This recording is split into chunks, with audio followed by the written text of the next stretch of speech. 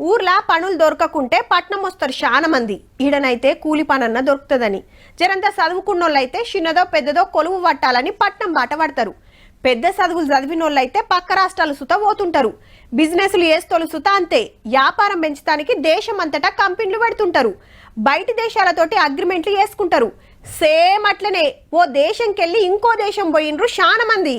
కానీ ఆడ చేస్తున్న పనేందంటే, చల్ ఇదేమన్నా మీ అత్తగారిల్లు అనుకుంటాన్రా, నడువురి నడువురి అని బిచ్చగాళ్ళ బొచ్చెలు గుంజుకొని పాకిస్తాన్కి వెళ్ళగొట్టిండ్రు. సౌదీ అరేబియా దేశంకెళ్ళి 100,000 కాదుల్లా 56,000 మంది ఉన్నారట. మరి అందర్నీ గాలి మోటార్ ఎక్కిచ్చి వాళ్ళ దేశానికి పంపించేసిండ్రు. గింతగనం ఈడికెట్లొచ్చిండ్రంటే పాకిస్తాన్ లా పైసలకు తిప్పలై పస్తులుండి ఒషవడక టూరిస్టు వీసాలు పట్టుకునుడు, సౌదీ గాలి మోటార్ ఎక్కుడు. ఒగల్ని చూసి ఒగలు గిదే తొవ్వదొక్కే వరకు మొత్తం బిచ్చగాలతోటి నిండిందట. సౌదీ సిరిమంతుల దేశమాయే. మక్క యాత్ర పేరు మీద వీసాలు సంపాదించి ఆడనే మెట్టబెడుతుర్రటిగా. మొగుళ్లు దాకే బిల్డింగ్లు, అద్దాల సడక్కులు, పెద్ద పెద్ద దందాలు, గసొంటి కాడ బిచ్చగాలు పెరుగుతున్నారంటే నాదాని అనిపిస్తది కదా. బిచ్చగాలు లెక్కొచ్చి దొంగతనాలు సుత చేస్తున్నారట ముద్దుగా.